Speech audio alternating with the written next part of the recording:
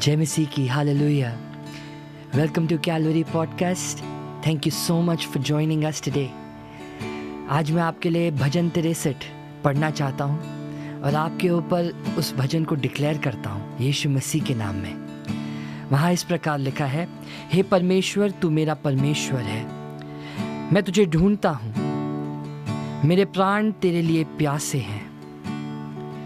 मेरा शरीर ऐसे सूखे और थके हुए देश में है जहाँ पानी नहीं है, और मेरा जीवन तेरे लिए मचलता है।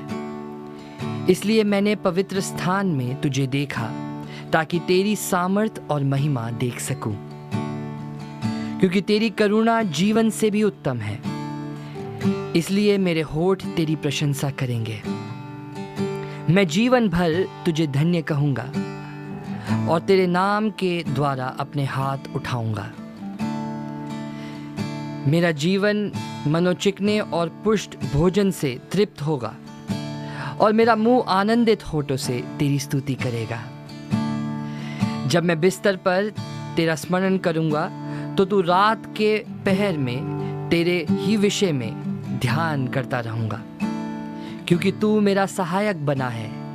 इसलिए मैं तेरे पंखों की छाया में जय जयकार करूंगा। हालेलुया, आमीन। तुझसा इस जहां में और कोई है नहीं, तुझ बिन आसरा मेरा है ना कहीं।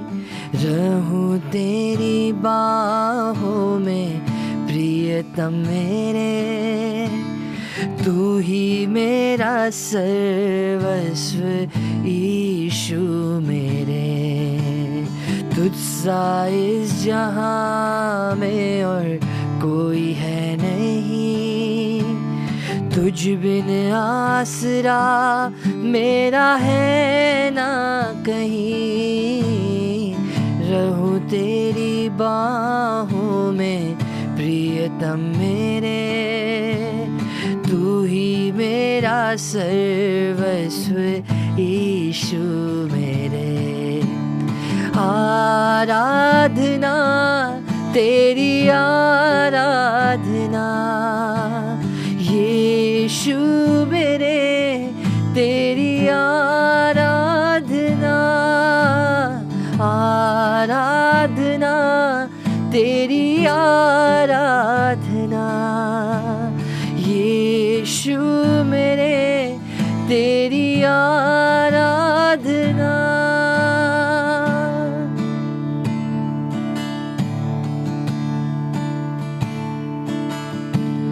अर्पण करता हूँ खुद को हाथों में तेरे, धो दे मुझको तू प्रभु वचनों से तेरे। तेरी इच्छा पर ही तू मुझको चला, भर दे पवित्र आत्मा से मुझको खुदा। अर्पण करता हूँ खुद को हाथों में तेरे, धो दे मुझको तू प्रभु वचनों से तेरे। तेरी इच्छा पर ही तू मुझको चला, भर दे पवित्र आत्मा से मुझको खुदा। आराधना तेरी आराधना यीशु मेरे, तेरी आराधना। आराधना तेरी आराधना यीशु मेरे, तेरी आराधना।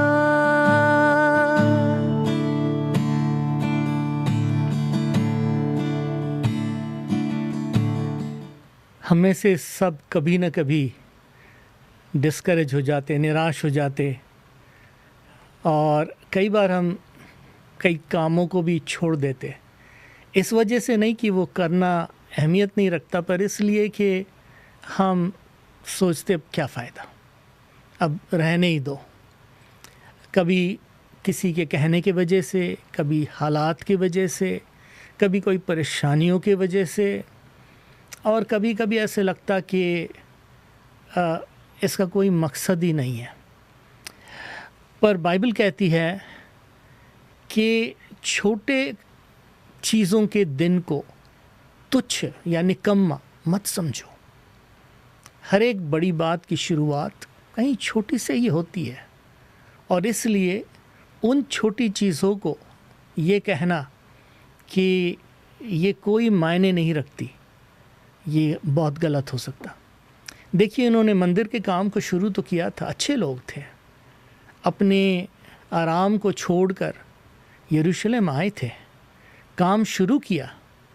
पर फिर 1-2 साल के बाद जब उन्होंने राजा से ही हुक्म लाया कि इस काम को बंद करो, तो उन्होंने कहा कि अब राजा बोले कौन टाले। हालांकि साइरस बादशाह के कहने से उन्होंने शुरू किया था, पर कहीं ना कहीं ऐसे लगता कि उन्होंने सही जवाब या अपडेट्स शायद नहीं दिए। अगर दिए होते और अपडेट किए होते तो शायद उस हालात में ना पहुँचे होते। बट इंसान है, सबसे भूल होती है, हमसे भी हो जाती है, और शायद उन्होंने किया नहीं किया, समझाया नहीं समझाया, कहना मुश्किल है, दोष लगाना तो आसान होता है। पर कहीं ना कहीं ये काम रुक गया। पर रुक गया तो फिर ऐसे हुआ कि फिर रुक गया तो रुक ही गया, और लगभग 12 साल तक वो वैसा ही था। ज़िंदगी में कई बार साल बीत जाते और हम उस मोड़ को वहीं छोड़ आते हैं जहाँ कभी हमें चलना था। और हमारे लिए ज़रूरी है कि हम अपने ध्यान को वापस वहाँ करें जहाँ होना चाहिए।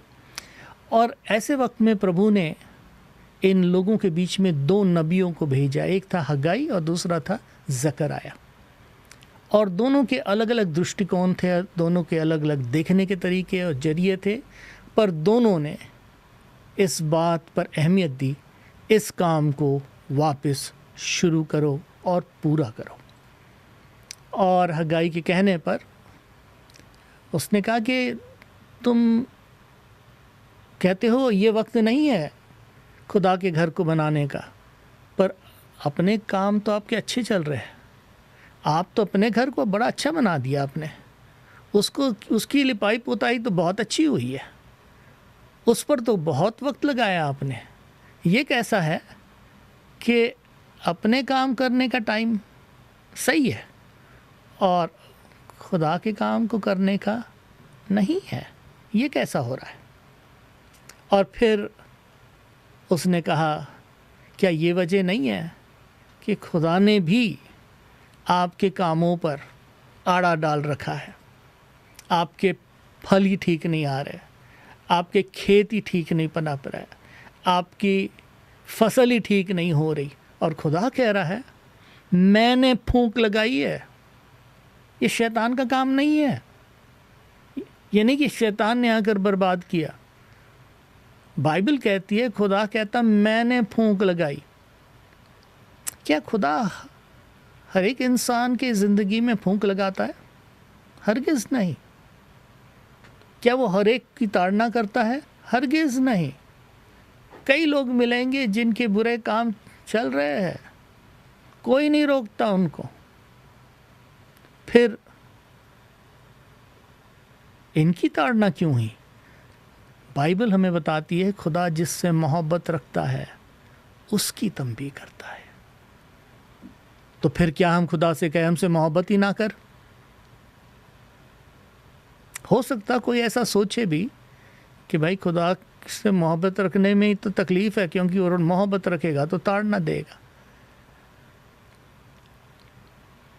अपने ज़बूर में आसिफ इस बात को बहुत अच्छी तरह कहता है। कहता, अपनी जल्दबाजी में मैंने कह दिया, खुदा की परिस्तिश करना कोई फ़ायदे का नहीं।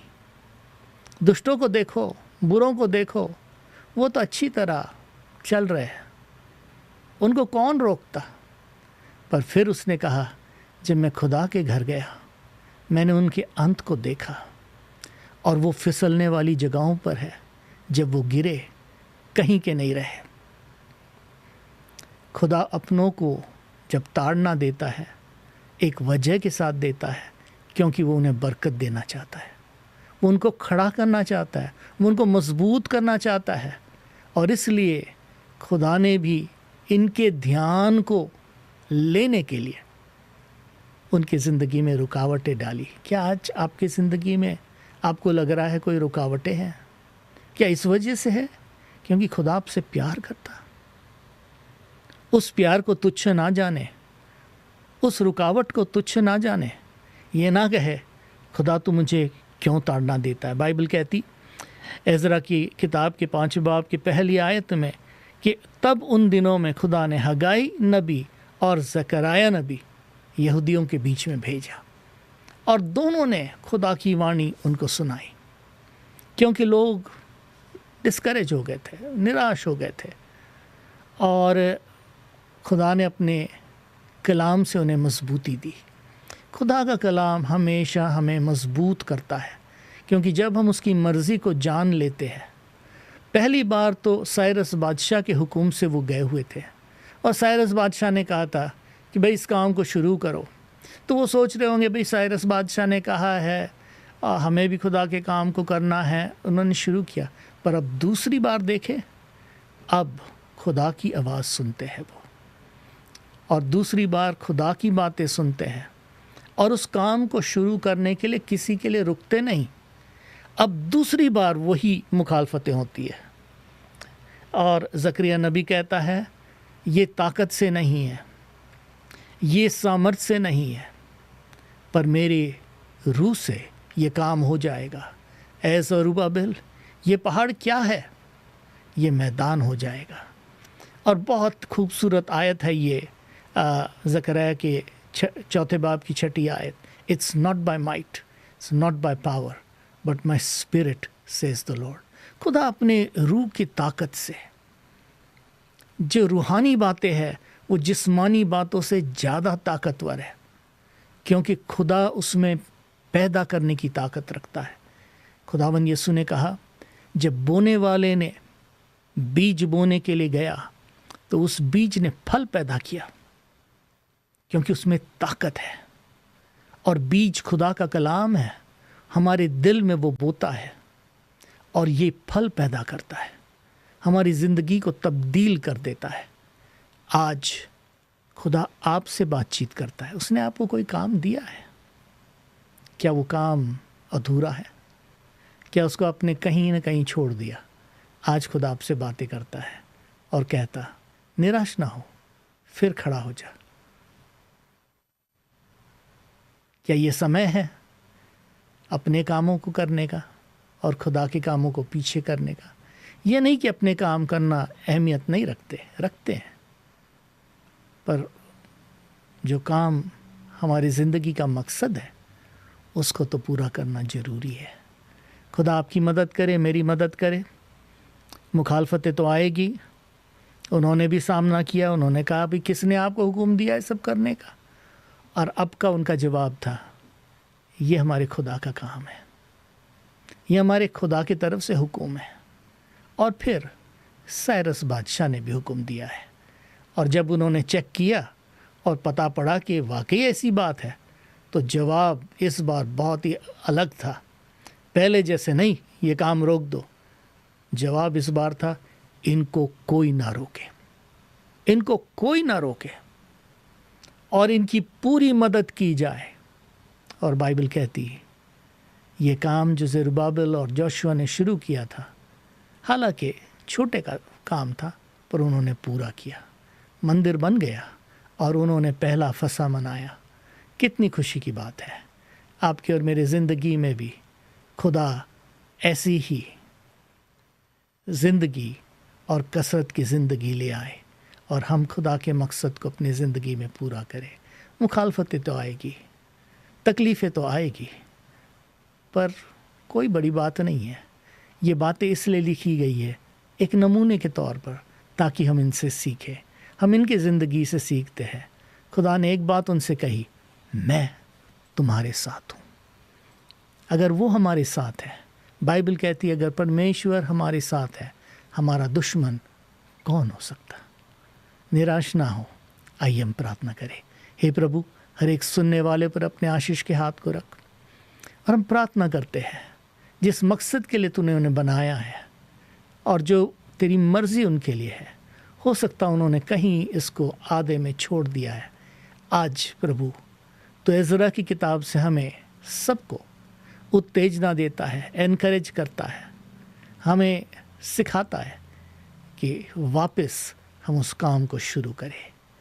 और तू हमारी मदद के लिए तैयार है और तू कहता है मैं तुम्हारे साथ हूँ।